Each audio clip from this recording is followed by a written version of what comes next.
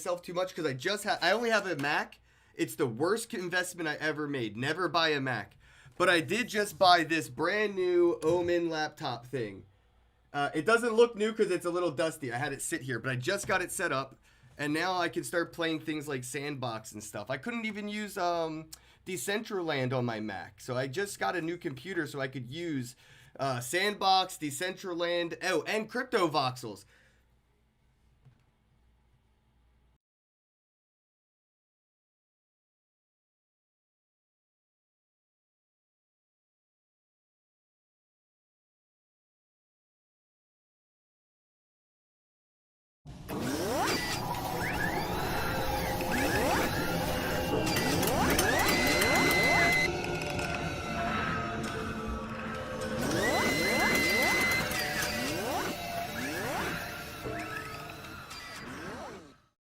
There are many different ways to buy Bitcoin, but the cheapest and fastest way to buy Bitcoin with cash is with a coin flip Bitcoin ATM.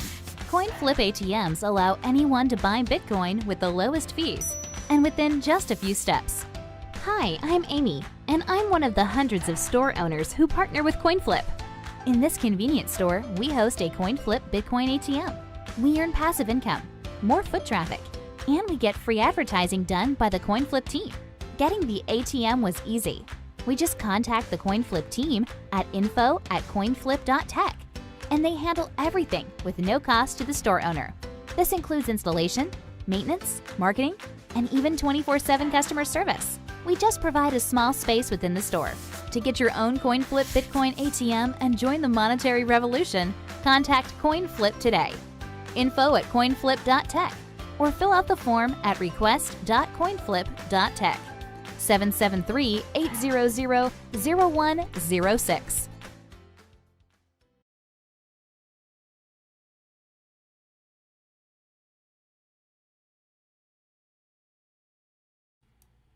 All right, bro, we're live.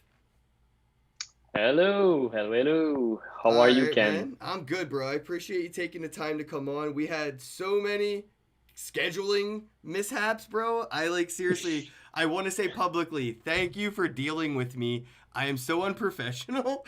It's like, no. Thank you. I appreciate this so much. I would like to say introduce yourself, but it would be insane that people wouldn't know who Sebastien is in Sandbox. But there are a lot of people that are getting into this space at a rapid rate that may be here today and already know. But what about the people that are getting in tomorrow? So let's go over a little bit about like who you are and what Sandbox game is doing, and then we can dive into a little bit of like what NFTs are, and we talk a little bit about that. Exactly. Well, I think if you look at my background already, you can get a primer of like what Sandbox is. I wanted like people to be able to see and feel the game. So, well, my name is Sebastien Borget. I'm the CEO and co-founder of the Sandbox. The Sandbox being a gaming virtual world on the Ethereum blockchain where players and creators can make their own 3D asset and game experience and monetize them through the use of NFTs, non-fungible token, as well as Sand, our main utility token. My background, I've been an entrepreneur for close to 14 years now, being involved into various business close to new technologies. First one being in peer-to-peer, one of the very first application of decentralization, which was peer-to-peer BitTorrent protocol, enabling video on demand, TV channels, sports media to save on their bandwidth costs. Second company was involved into like saving your photo, video, music in the cloud and streaming them from anywhere and any device, sharing content with your friends.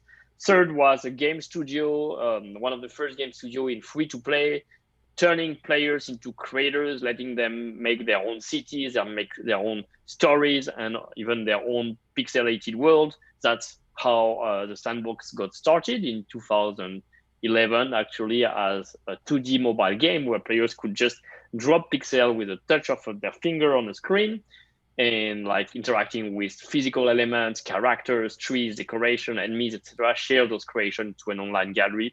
We had a huge success back then, 40 million installs over 8 years of the license, over 70 million creations shared by players and up to 1 million monthly active users. And yet there was no way for us to reward all those creators for the amazing content they were providing on the platform. So toward the end of 2017, when we saw CryptoKitties appear and really the birth of NFTs, we immediately saw the benefit of combining that technology, NFT, with the user-generated content, and came to birth the idea of making a new version of Sandbox, this time as a 3D multiplayer, multi-platform game that used blockchain technology to empower the creators and players through true ownership. And 3 years later, here we are today with you on this podcast, sharing some of the amazing progress we've done with our team and a fantastic community on Sandbox, contributing to building the metaverse, contributing to changing the way people are now creating, potentially earning through NFTs, and going soon to play and participate into social multiplayer and play to earn experiences. That's what I wanted to hear. Play to earn, man. We don't have to buy crypto anymore. Just earn it. It's 2021 now. Who's buying crypto? That's the early 2000s. Like, we don't do that here. We earn it, and you can play and do that. You've been disrupting industries for a long time, though, dude. Like, you started with, like, the entertainment industry, went into, like, streaming photos and stuff. Like, now you're coming into disrupt the gaming industry. I'm curious, like, what kind of enemies have you made along the way of doing this, right? Because, like, what you're doing, like, wouldn't this be considered disruptive? And when you're disrupting, you're taking money out of somebody's mouth, right? Like, when you talk about doing Sandbox like this, Minecraft has to look at you like the enemy now, right? It's like, so I'm curious, like, have you had any of those conversations with games that don't use NFT technology or cryptocurrency technology, and they have watched what you've done over the past few years by integrating this? Are you working with anybody, or anybody kind of following your lead? Well, first and foremost, I don't think we should be talking about being enemies. Like, we have a different value proposition that's complementary to existing platform and games, those centralized games like Minecraft, Roblox, who are billion-dollar companies with hundreds of millions of active users. I mean, the way it sounds to me, though, like, Steam is screwed.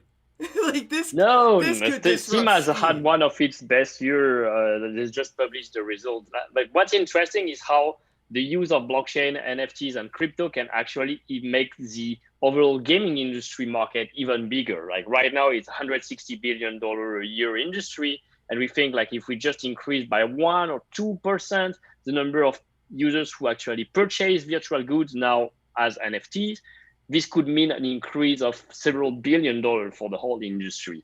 So one thing I've done, and my approach is not to make enemies, my approach is to really work to grow the knowledge, understanding of what we are building, and embracing that technologies. I became the president of the Blockchain Game Alliance last year, which is a non-profit organization regrouping 170 members from the industry, including companies like Ubisoft, Atari, a lot of players in creating blockchain games, as well as media, investor, chains, protocol, wallets, etc. And I'm running a lot of events. We just had 1 hour before our January new member presentation event, where I'm introducing all the possibilities offered by using blockchain, NFTs, decentralization, DAOs, governance, staking, right. Gaming DeFi and DAOs, to onboard. You just Like, tickled my interest.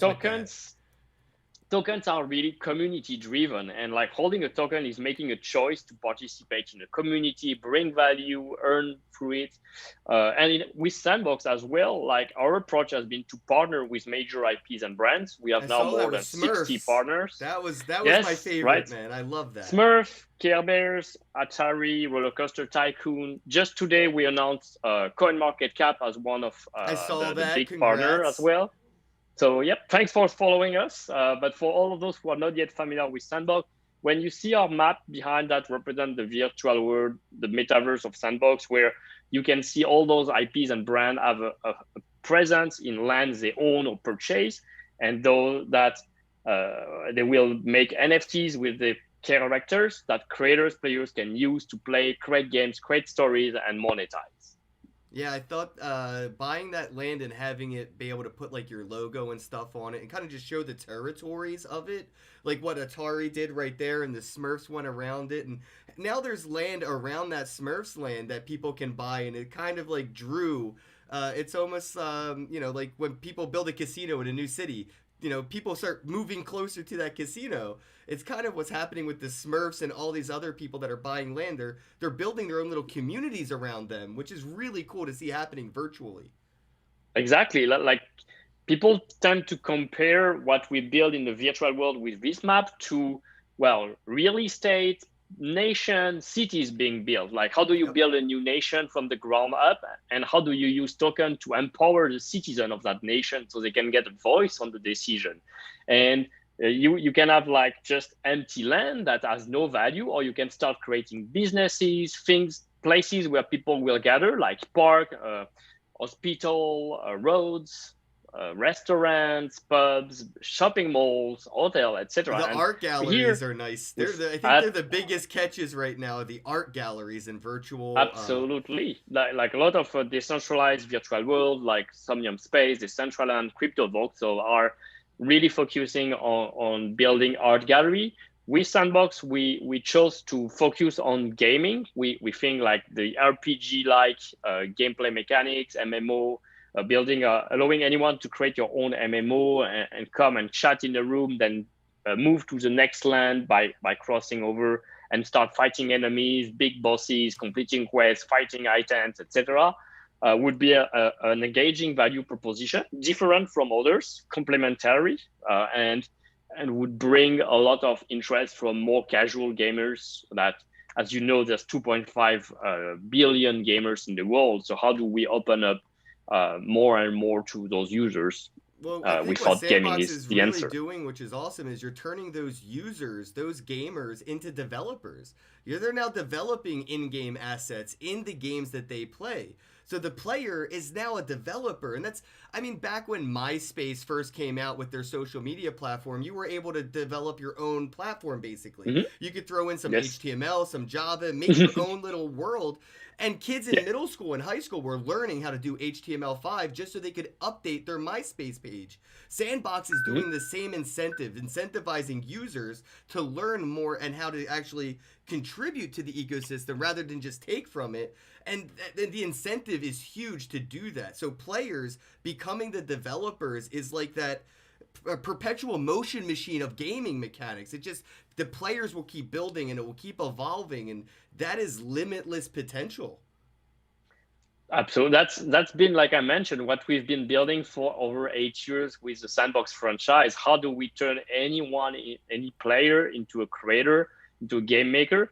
And so we chose to do it with the Sandbox Game Maker, which is like no code. So you can do game experience without any programming knowledge, just drag and drop assets that are you design with our free NFT maker.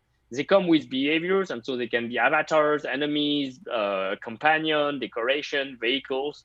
You just chose it, and if you want to, but there's a lot also of like very deep customization option for the more power user who want to create amazing things.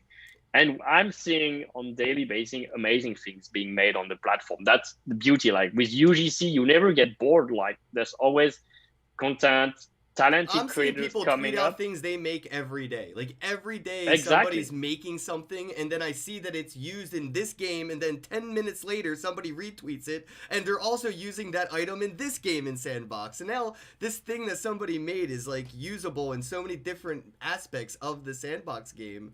It's almost like being able to manifest. It's almost like a God ability, right? Like God mode when you're a player in Sandbox. Other games don't let you have any feeling like you can contribute like that.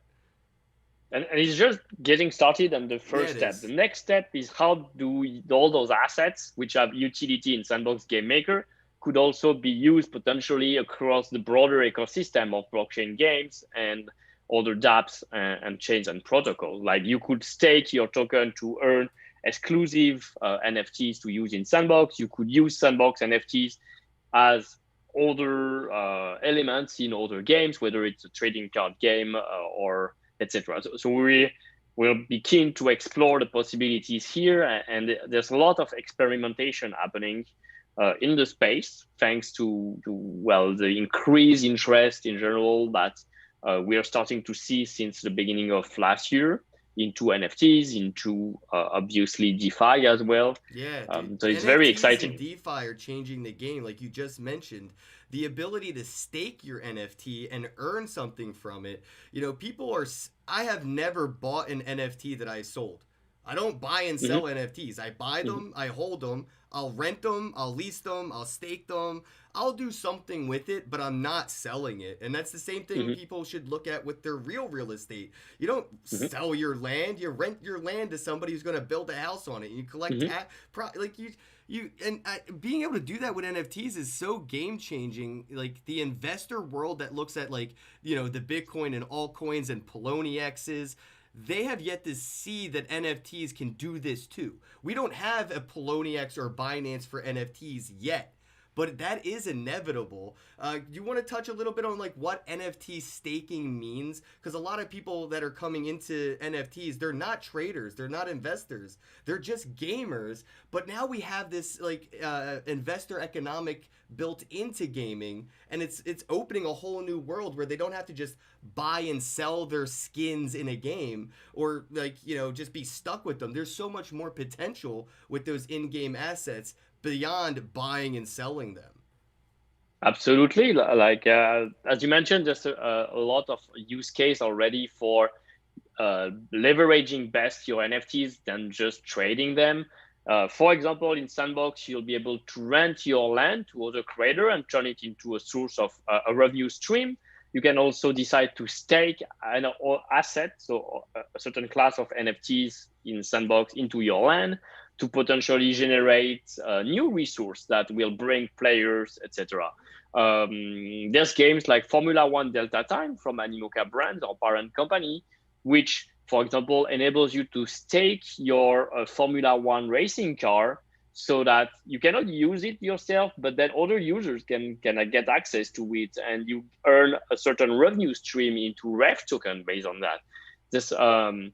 There's many ways as well. I've seen now you could stake NFTs from another game into yours. That's as a way of bringing users. It's a user acquisition strategy. Let's take an example. You have a lot of dormant CryptoKitties.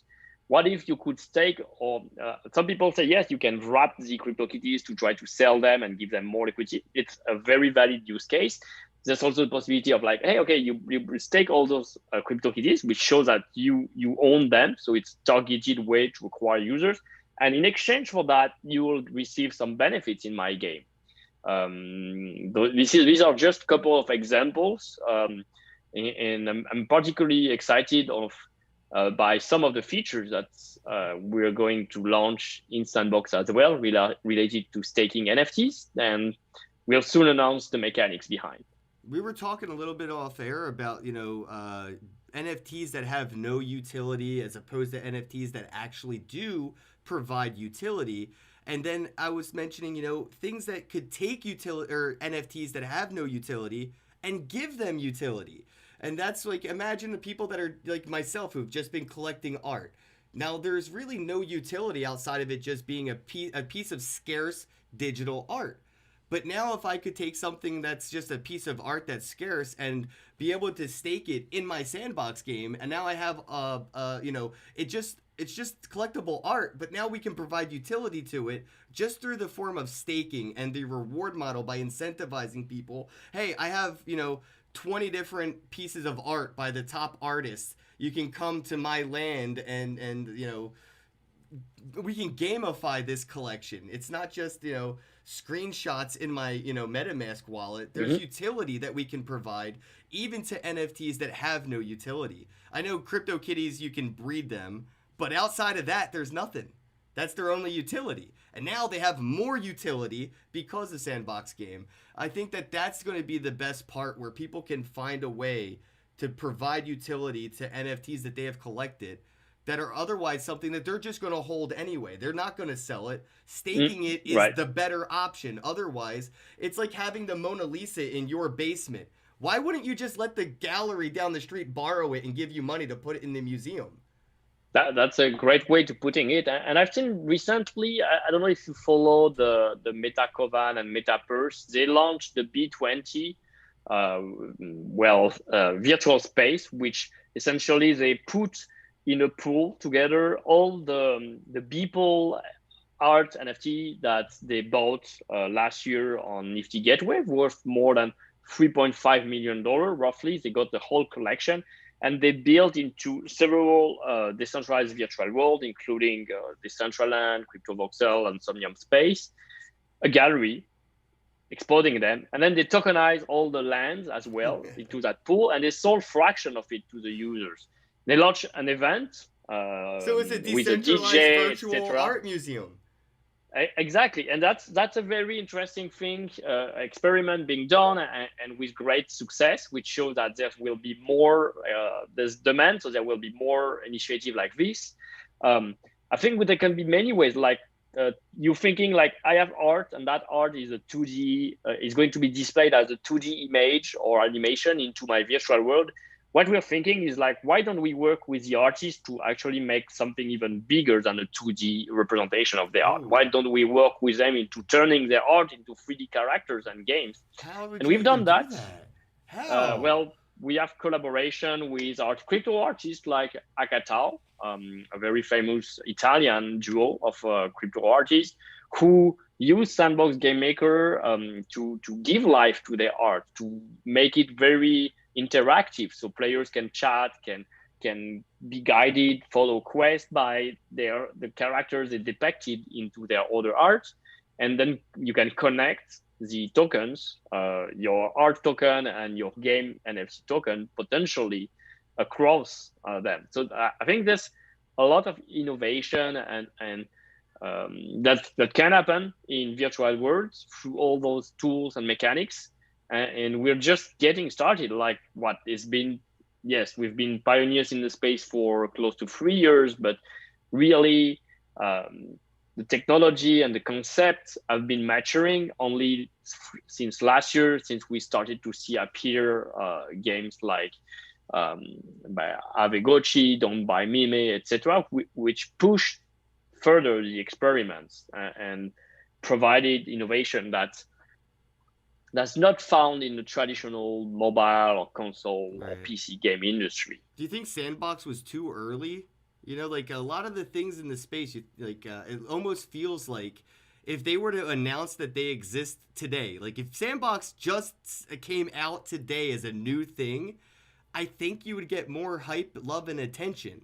But because you've been around for so long, I don't know how easy it's going to be to get that hype, that FOMO, because you exist. Like people like vaporware. People love it doesn't exist yet, but look what they're going to do in the future. You're already doing it all today. And I feel like maybe that's because you've been doing this for years. But, you know, do you think it's because you were too early to the game? Or you think that's, perfect timing?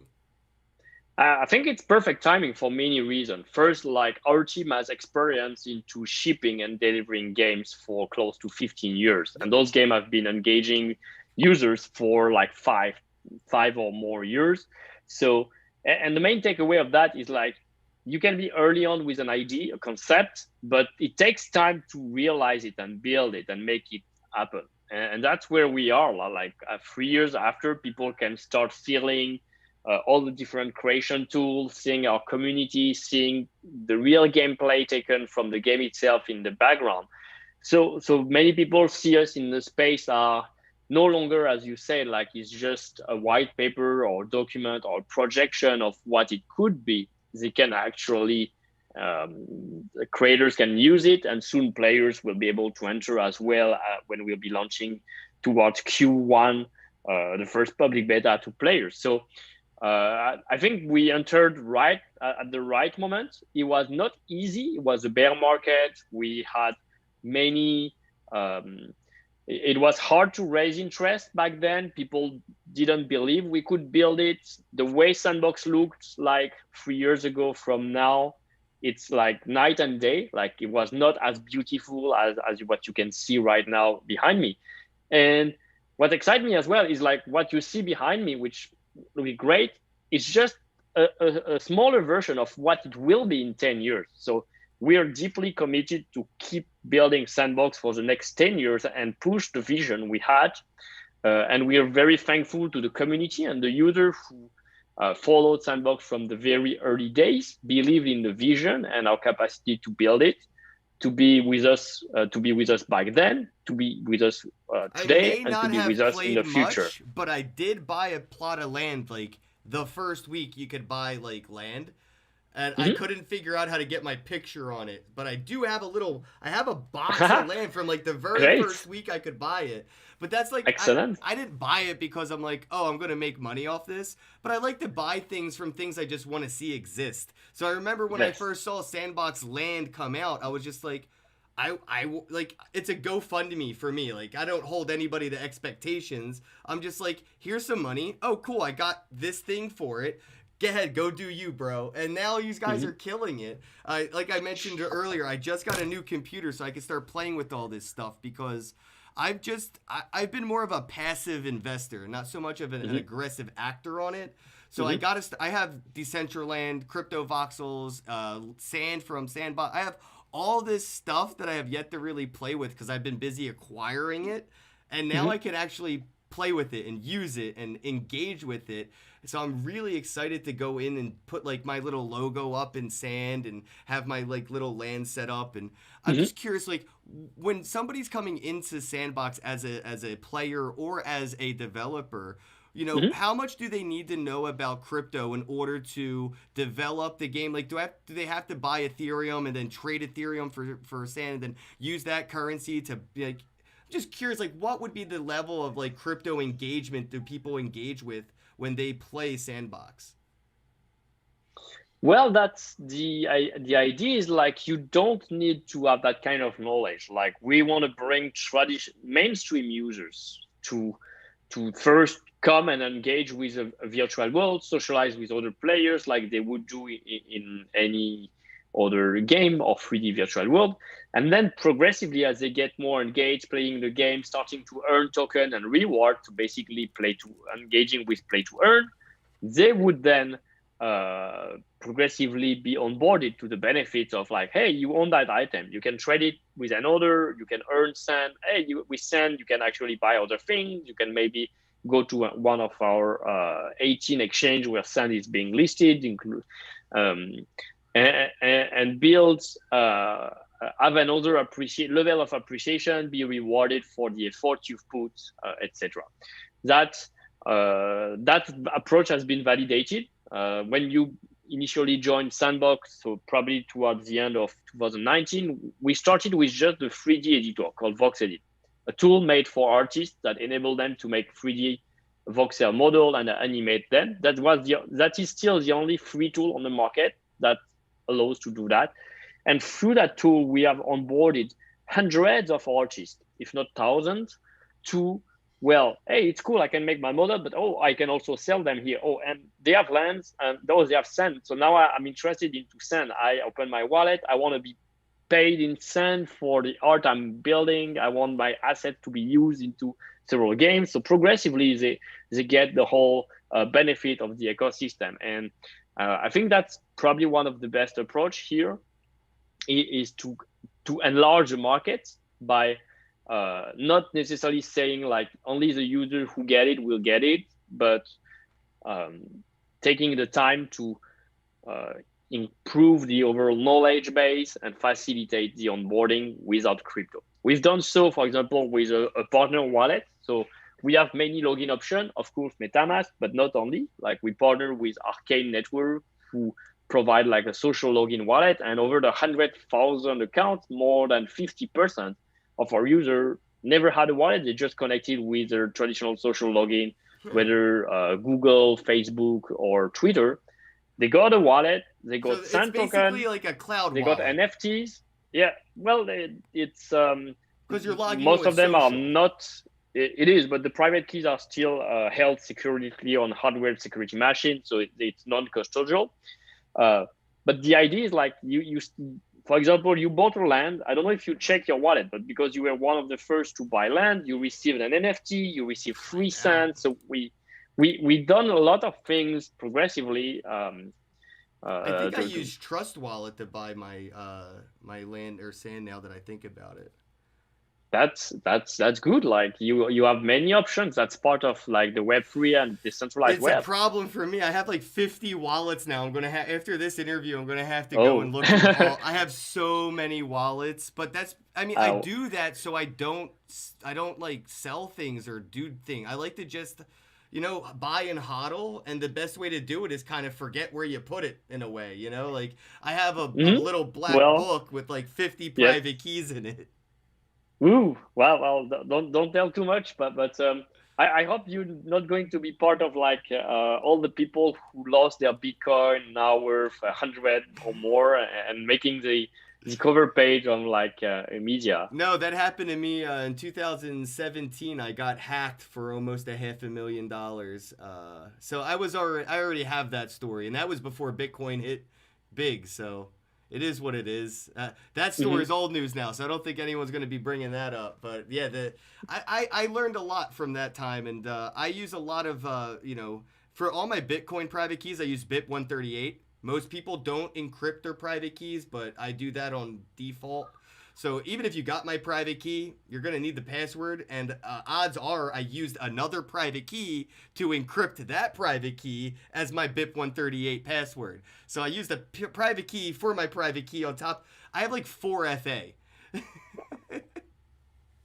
You're very prudent. So we are not expecting all the users to have that kind of such a high level standard of security, but it's important, as you say, like, it's your NFT, you own it. So meaning like at some point you'll have to become aware, and we'll have to educate users about the need of them to not forget that password, because we cannot recover it for them. Or I mean, you gotta look at the Fortnite frequently asked questions.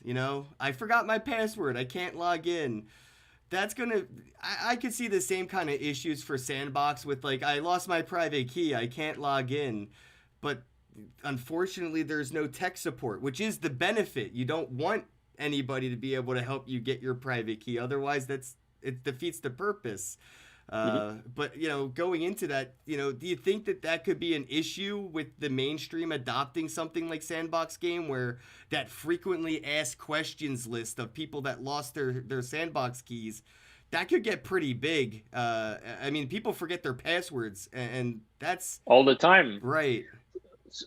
We definitely feel like it will be a growing challenge, as we'll be growing in Sandbox, and we'll see how we can best address it, whether we're going to build ourselves some solution or we just rely on how wallets, MetaMask, Trust Wallet, Arcane Network, Bitski, which is another way to create a wallet just from an email address, right? Are resolving. I was thinking. Sandbox could give me an option to let you be a custodian. Like, I trust you. Here, hold my NFTs. I don't trust me because I forget my password and I lose private keys. So there could be a custodial option for Sandbox where I could log into the Sandbox wallet, and it could be a custodial situation that way. I know that might not, resonate with all the big Bitcoin people watching, but I think too much responsibility is a bad thing. And I'm not opposed to the option of having a custodian provide some peace of mind, while I'm sleeping at night. So I know maybe like, oh, did I remember my Sandbox password? Do I remember my MetaMask password? Where did I put my keys? Especially when people are going to be, I mean, how much money did parents spend on Fortnite? It's like tens of thousands of dollars, a year just on the average kid. It's like people spend more on Fortnite than they do on college money for their kids. So when it comes to things like Sandbox, I could see how parents may want, that peace of mind knowing that, their kid isn't going to lose their private keys. Well, and it's so there's two things that I want to mention. One is like there's a whole ecosystem when you choose a blockchain to develop with people who are building solutions, so you don't need to reinvent the wheel every time. So in Flow blockchain, when we were talking about NBA Top Shot before, Ethereum ecosystem has one of the strongest developer community. It's great to know that for almost everything you need, there's a solution for that. There's a team, and because the space, we are now like 3-5 years into the space, like there's a lot that's been built and validated. The second thing that comes to mind when we're discussing about Fortnite and how much parents are spending on kids is like, think about that. All that money is actually not is spent on renting content, like all those virtual outfits for the characters, etc. You don't own them. If you leave Fortnite, you cannot trade them, sell them. There's a difference between buying something and owning something. I can Exactly. buy a Fortnite skin, but I can own a Sandbox item. You can own an NFT basically. Like any game item tokenized is yours, meaning you can finally exchange it with other users. If you leave the game, you can trade it or sell it on marketplaces. And one of the key advantages of play to earn, and the way I like to think about it, is like you could actually play a game, and if you don't like it, there's a high level of chances that the items you bought and going to sell, either you sell it at a higher price than when you bought them, so you play a game for free, you make a little revenue on top of it, or at least you recover your loss. So not everything is lost, because another player might be interested into the content you have, rather than, so it becomes like a free economy where instead of having just the developer as the only supplier of digital asset with an infinite inflation curve, here digital scarcity, provable rarity and ownership enable the basis of real digital virtual economies. Is there mint numbers in Sandbox? I actually, like I said, I just got this thing. I haven't really got to play much yet with my new Lappy Top. But when I go into Sandbox, if I were to buy an NFT from somebody, is there like a mint number? Do I know that I have like mint number 1 of that item? And do I know like that if it's a 1 of 1 or 1 of 100 or 1 of infinite, prints? That's a good point. We are using the ERC 1155 standard, and so we don't display the exact copy number. But so we are one of the main contributors to the ERC 1155 standards with Engine and Horizon Games. It's a mix of non-fungible and fungible. Like you have the metadata, but it's fungible. So with one token, you can have many copies of it, but they are all identical. So there is no numbered edition. To have a number edition, you'll actually need an ERC 721 where each token is unique. So when you say, I own copy out of 5 of 10, it's because there's 10 actual different unique token on the blockchain for the same item, which is good for the collector perspective, but it's highly inefficient in terms of costs for minting those tokens. So that's why we decided to land our ERC 721. Each one is unique. There's only one land at a given location. But for game asset, where one asset could have a million copies, it made much more sense to build it with the ERC 1155 standard. I was talking to somebody earlier this morning about fungible, non-fungible tokens, and they just couldn't get it. Like it just wouldn't click. And I'm like, well, you got to think maybe Bitcoin. Bitcoin's a fungible, non-fungible. I mean, 1 Bitcoin equals 1 Bitcoin, but then you start to say, hey, when was that Bitcoin minted? Does it have Bitcoin Cash in it? Well, now it may not be equal to one other Bitcoin. Or the Bitcoin I got is a virgin coin right from a miner, and you got a Bitcoin from Silk Road, which is blacklisted. Those 1 Bitcoin don't equal 1 Bitcoin. So I was talking about like non-fungibility and fungibility, and that led to fungible, non-fungible tokens. And the point of what like you're saying is exactly on point. I agree 100%. It would not make sense to have a mint number 1 sword when there's 100 or 1,000 swords. I have the sword. That's all that should matter. That's partly true, but then imagine like as part of game and particularly RPG, that's where you want to upgrade it. So you want to increase the skills. So with Sandbox smart contract and ERC, the way we implemented ERC 1155 as a dual token, it will actually mint a copy ERC 721 copy out of the ERC 1155, decreasing the supply by 1 in the ERC 1155 and making you a Unix word. And that's where it becomes more efficient. Like the unicity of the token really comes because there's been a use case behind. It's like a player actually upgraded that word or changed some of its attributes through gameplay. Do you have whales over there? Like, is there like a whale problem in the Sandbox game? Because everywhere I go, no matter where I go, there always seems to be a whale problem. Somebody, you know, buying up all those legendary items, or somebody buys all the mint number ones, or I'm just curious, have you guys ran into a problem where like the whales have tried to game theory the Sandbox game? So far, we've been close to all the members of our community. We have a little bit more than 4,400 unique landholders in Sandbox. And what's more important than, and it's already a great number of unique holders. Then we have a few, I think the largest holder is Binance, followed by Whale Shark, which is a famous whale in the space of crypto art and NFT. They hold about 1% of the total supply, but why do they hold is more important than just the fact of holding. Like if they hold the land with the intention of building great games on top of it and actually contributing to the whole economy, then they are bringing value. They are helping shape that metaverse, create games, make a good use of those tokens. If they just hold to hold a large part of the supply and then indeed, as you say, do game theory, reduce supply in certain ways, then I think it's not a healthy market to enter. And I think we've been lucky so far. Like a lot of people who entered to own land have real intention to build content, and they already started to use our tool to do so. Yeah, it's only because 4chan hasn't found you yet. You know, I don't know if you know what I mean. Every time 4chan finds a video game, and this leads me to my next question is, what level of censorship does the Sandbox game have over what people design in the game? You know, behind you on the screen, we can see that there's people that buy plots and they put their logos up, and you know, I always hate saying shit like this because I'm not trying to put it out there. It's just like I've seen it, so this is like where my mind goes.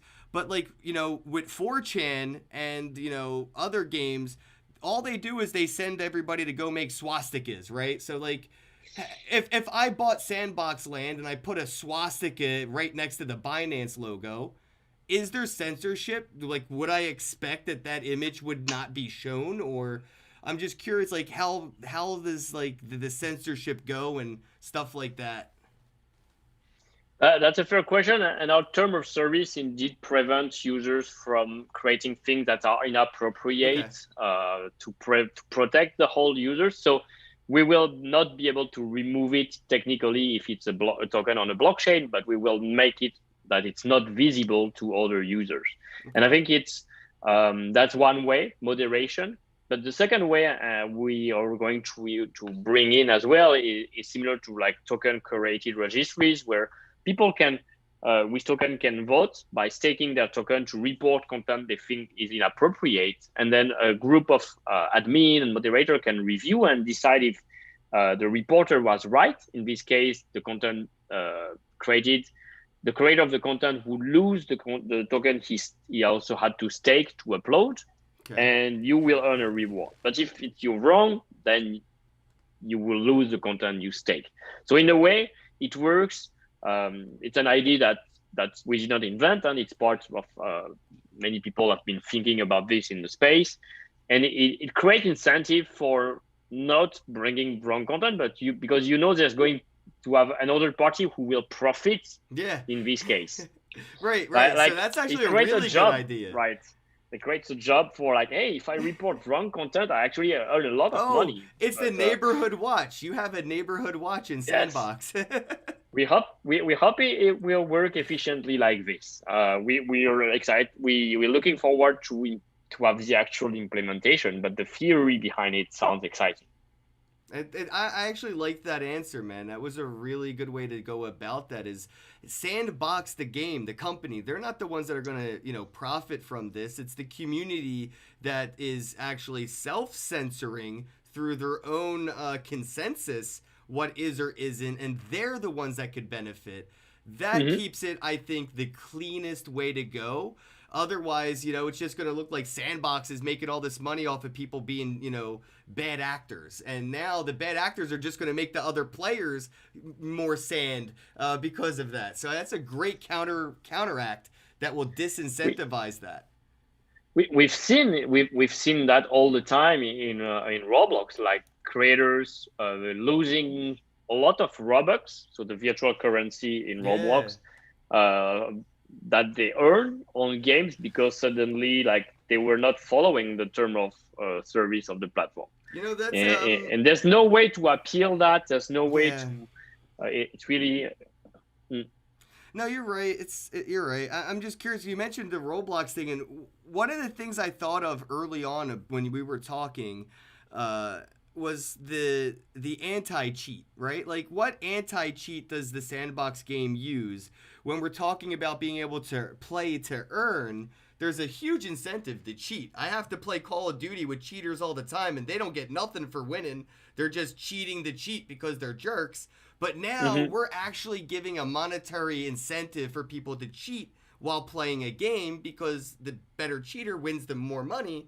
What kind of anti-cheat mechanics are there in the Sandbox game where when people do build their game and they do build this in-game asset in the community, they don't have to worry about people cheating them out of the players that are actually putting in genuine hard work?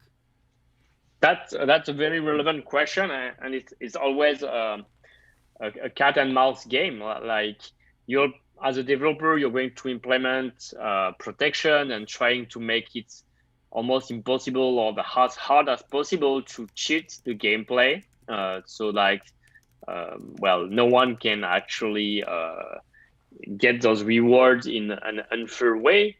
But then some people, because there's a financial incentive behind, they will always try to circumvent this.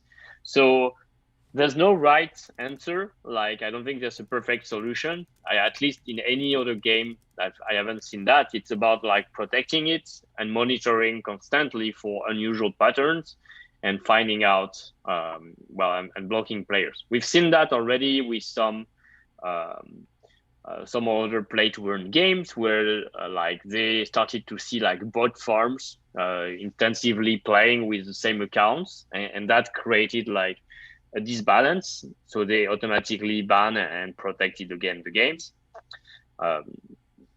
Yeah, cheaters are awesome. I love them. As long as you can, learn from it, it's always going to make the game a better place to be. And I think that's what, hackers kind of do. They're almost like the white hat of the gaming community. They're socially engineering. They're stress testing because they want it to be better. They want to exploit it and show you, hey, look, this is an exploit, maybe fix this. Because, most people that are hacking a game, it's because they genuinely like it. They want it. They just... So to see people, doing things that actually make the game better by trying to cheat it, that's great. What was, I guess, a milestone for the Sandbox game that somebody may have, exploited it and then Sandbox was able to, counteract that? I feel like everybody has a moment like that. And I'm just curious what the Sandbox games is. Well, remember, we are not yet live with players, so that situation, I would say, didn't happen fully. But we recently, so just at the beginning of the year, had a white hacker from Consensus, ex-Consensus diligence team that investigates into the security of smart contract, found out that our NFT asset contract had a certain vulnerability to a duplication bug. So there was no way to steal token, to remove token from someone else, but there was a way to essentially break the scarcity of a token from 1 making 2 to n, so losing the value. He identified it and we resolved it quickly, deployed a new smart contract with a fix and redistributed all the NFTs to, so about 80,000 NFTs being redistributed on chain automatically to all the holders transparently, and working with all the marketplaces so that they no longer accept the old smart contract and only Mark has verified the new one. So that's one thing that happened, and I hope that we handle very professionally. Unfortunately, in the space of crypto, news of smart contract and flows and security and hacks for exchanges, etc., are almost on daily basis. So it's part of like the daily challenges that teams and projects and teams and people building in the space are indeed confronting with. Yeah, I mean, well, the fact that you guys, patched that quick enough that I didn't hear anybody up in arms about it, and it didn't break the internet when it happened, so it definitely didn't discourage people from Sandbox or anything. When obviously when you took care of it, that is awesome. I always am interested in that exact moments in projects where what is the worst thing that could have went wrong, when it goes wrong, and how do they handle it? And that's my sort of my fundamental analysis for projects. Mm-hmm. And if they haven't had a moment like that yet, I'm scared, because we all know it's inevitable. And like you said, you're not so much live yet, right? So it's still, this is the best time to be doing this. And the fact that it's happening and progressing quickly is the best thing that you could be doing. So break it, keep breaking it, keep fixing it, and then, get it out there polished. Absolutely, and we had other issues. Like one of the worst time I think was when we launched a pre-sale and we had tens of thousands of users trying to access the website at the same time, crushing it down. Even Good though problems we had to have, huh? And yeah, we had to face it. We had to work on it, improve the performance, be transparent about what happened, make plans on how we prevent to happen again. So it's I would say it's good to have this kind of I mean, ideally not having the problem is great, but as you said, like the learnings you take when you confront it to them and how you manage them as a team and overcome them after with your community is important. The way we communicated transparently, that's also whenever there was an issue last time, we actually refunded all the gas fees, so over 50 ETH of gas fees to all the users. Respect. Like, I don't know if many projects have done that before. No. And then everything I've said, like if once I said, you saw me say something, I put a lot of pride in honoring what I'm saying. So if I say we'll refund all gas fees, 1 week or 2 weeks later, everybody receive them back on their wallet, etc. Man, I appreciate stuff like that, because no projects don't do that, man. They don't. I think people are right now having issues with Rarible updating the V3 delisting sales and stuff, and having to pay the gas fee for relisting sales, and yeah, there's stuff happening where they're already not doing that, bro. So I appreciate you guys just doing that alone. And I think your community actually organized this. Somebody that was like a player of Sandbox was like, dude, you have to have Sebastien on your podcast. And, we went from there, which I thought was awesome. I don't really ask people to come on the podcast. I just do it every day, and anybody can come on. So the fact that the community of your, Sandbox said, hey, Ken, you got to meet Sebastien, talk to them about Sand. Is that is, again, a fundamental analysis of mine. It's an indicator that you guys are on the right track. I want to know what your roadmap looks like, because you've come very far, very fast. It may have seemed slow, but that's because the technology wasn't there yet. And as soon as it was, you grabbed it by the horns. I'm curious, what are you looking forward to innovating next or adopting next for 2021? What's that thing that you haven't had the chance to grab yet that you want to when it comes to the Sandbox game this year?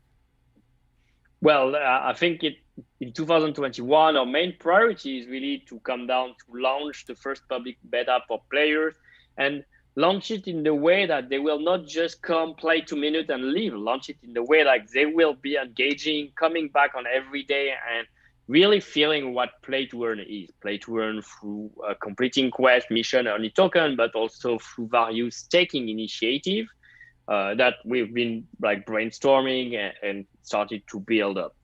Then, well, the long-term vision, the next 3 to 5 years, like going to mobile, building more multiplayer features, all from the core. Yeah, we have Battle a Royale, large list I'll of be tools. there. You get multiplayer Yes. Battle Royale and Sandbox, I'm there. Definitely.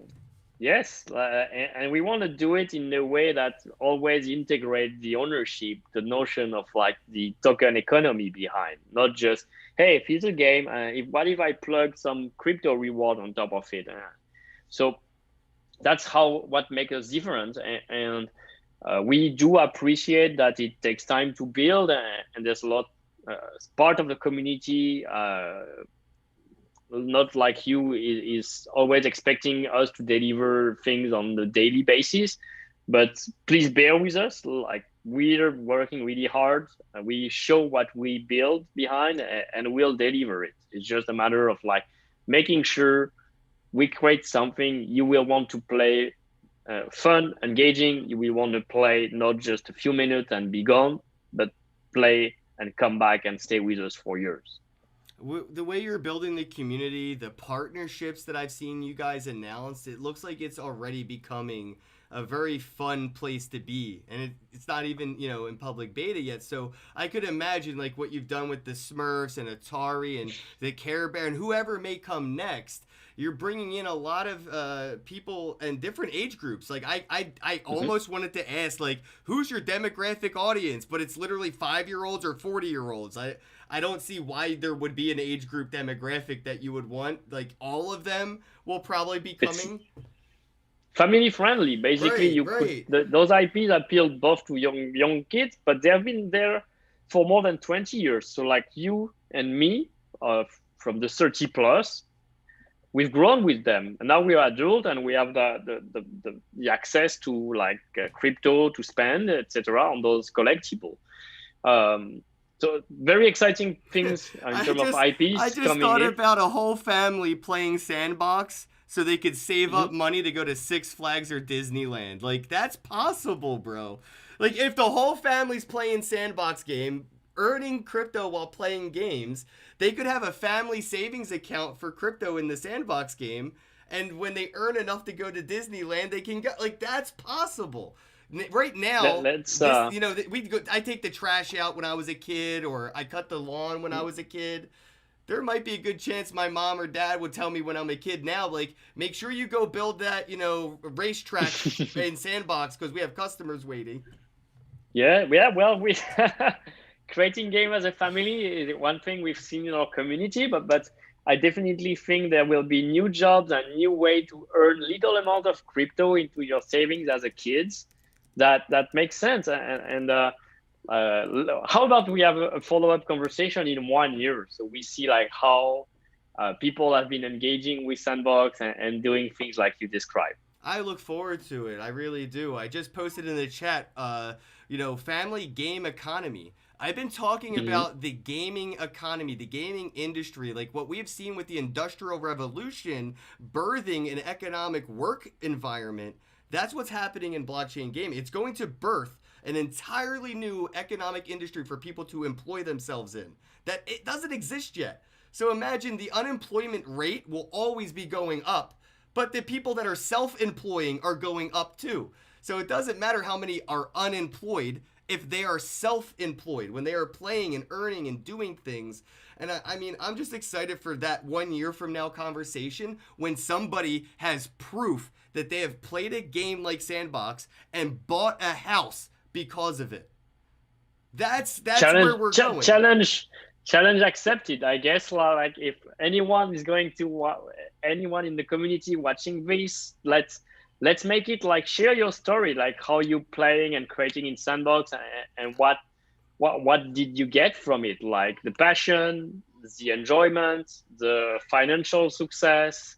I love to hear those stories. Me so too. Tell us. I play a lot of games, and I hear people all the time from, hey man, I just paid my Netflix bill because I won this tournament, or hey man, I just got my electric paid because I won this challenge, or I've been staking these in-game assets and my rent's paid. Like, these stories are happening all the time, that it's just inevitable that somebody's going to build a game in Sandbox, build the assets, and be able to basically build a house in real life from building virtual things. Like, it will go from digital to real world, and that bridge will connect the mainstream to what we're doing. That's what we need to see, though.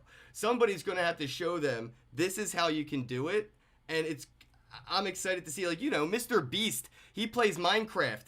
Why? It doesn't make any sense. Mr. Beast should be playing the Sandbox game.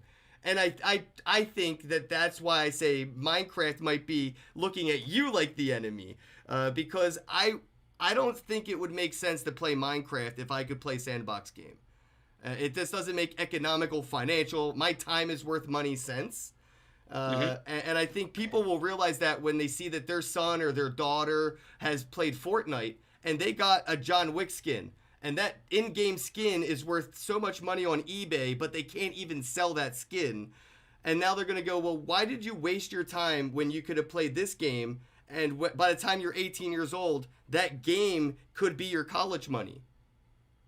Well, I think it's a whole different perspective. And I don't want to... Definitely, we hope that people realize that and the benefit of owning tokens and the future earning they can make from it. There's still people who are here playing game just for the fun. They don't consider the financial incentive, and it's good. But as you say, like, if we can help more and more people to earn through playing and changing their life now or in the future in 10 years, that's how we want to make an impact with Sandbox. I see it, bro. I'm excited, man. Like, I feel bad that I haven't been able to play with this stuff, but I've been like the jack of all trades, trying to get everywhere in the NFT space. I literally just like tweeted the other day, I sold all my Bitcoin for NFTs. I am all in on NFTs this year as much as I was all in on Bitcoin in 2015. In 2015, all in on Bitcoin. 2020, 21, all in on NFTs. And I just see this whole space, man, it's going to surprise people, and that's why I like Sandbox, Decentraland, Crypto Voxels, Somnium Space, even the things like Alt Space or whatever, the centralized ones. You could just look at where they're at and where this is going. And I mean, I appreciate all the hard work you guys are doing. I can't wait to actually I know one of my wallets has land. I got to get my logo on that map. Thanks everybody for tuning in. If you guys have land, let me know where it's at so I can see how far I am from you, because I definitely have a plot somewhere. I haven't utilized it. I'm like one of those naked lands on the map, and I feel bad for having a naked spot up there, so I'm going to fill it in. Sebastien, thank you so much for your time, bro. Where can people go to get involved if they wanted to try and play? I know it's not like open, but if they wanted to test it out, how can they get involved? They can pre-register for the opening of the preseason on www.sandbox.game. We just opened the new ambassador program for 2021, looking for community members in any country of the world to help explain the benefits of NFTs and creating in virtual worlds.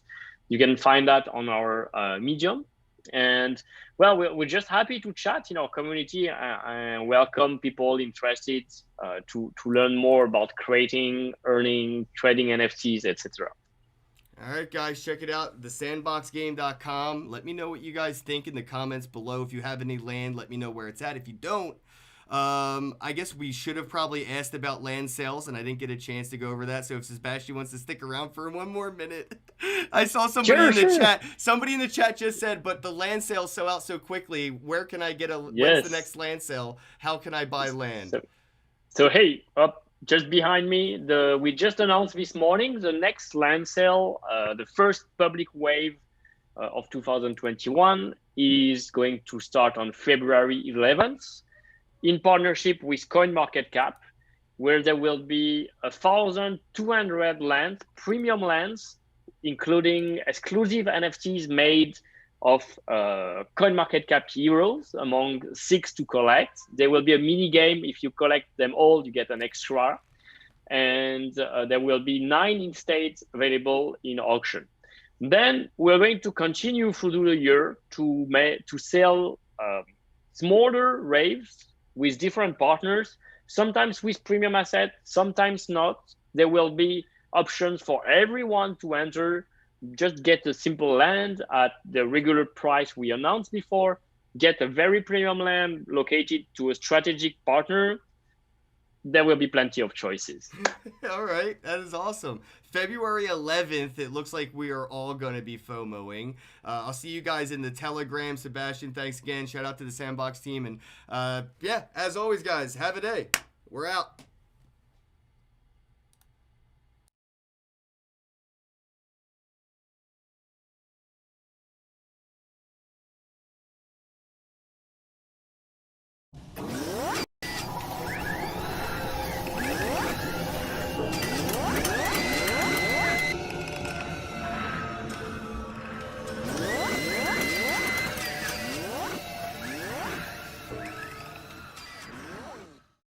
There are many different ways to buy Bitcoin, but the cheapest and fastest way to buy Bitcoin with cash is with a coin flip Bitcoin ATM. Coin flip ATMs allow anyone to buy Bitcoin with the lowest fees and within just a few steps. Hi, I'm Amy, and I'm one of the hundreds of store owners who partner with CoinFlip. In this convenient store, we host a CoinFlip Bitcoin ATM. We earn passive income, more foot traffic, and we get free advertising done by the CoinFlip team. Getting the ATM was easy. We just contact the CoinFlip team at info@coinflip.tech, and they handle everything with no cost to the store owner. This includes installation, maintenance, marketing, and even 24/7 customer service. We just provide a small space within the store. To get your own CoinFlip Bitcoin ATM and join the monetary revolution, contact CoinFlip today. info@coinflip.tech, or fill out the form at request.coinflip.tech. 773-800-0106.